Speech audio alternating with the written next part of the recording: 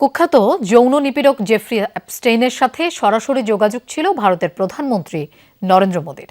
এই অপরাধীর পরামর্শে ২০১৭ সালে ডোনাল্ড ট্রাম্পকে খুশি করতে ইসরায়েল সফরে নাচ গানও করেছিলেন তিনি।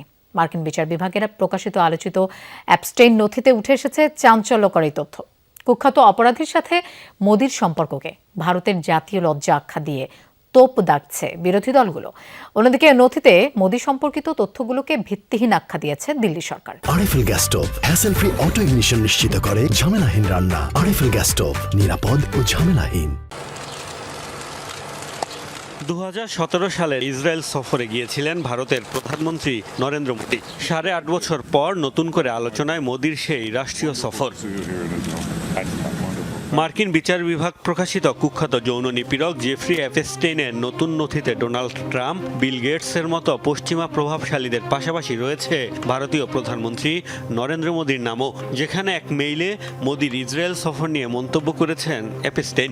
দাবি করেছেন তার কাছ থেকে পরামর্শ নিয়ে মার্কিন প্রেসিডেন্টকে খুশি করতে তেল আবিবে গিয়ে নাচ গান করেছেন ভারতের প্রধানমন্ত্রী। অ্যাপস্টেইন দাবি করেন তার সেই পরামর্শ কাজেও লেগেছিল।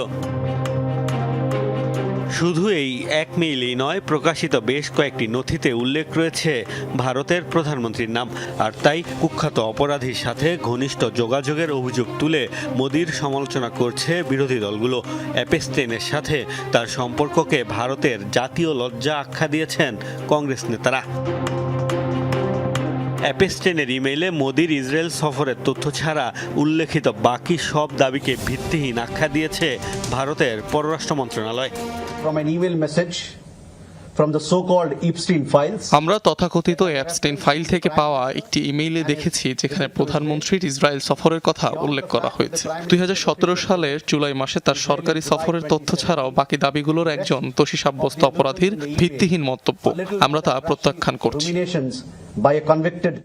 বিতর্কিত এ বিষয়ে মোদীকেই সরাসরি নিজের অবস্থান স্পষ্ট করার আহ্বান জানিয়েছে বিরোধী দলগুলো।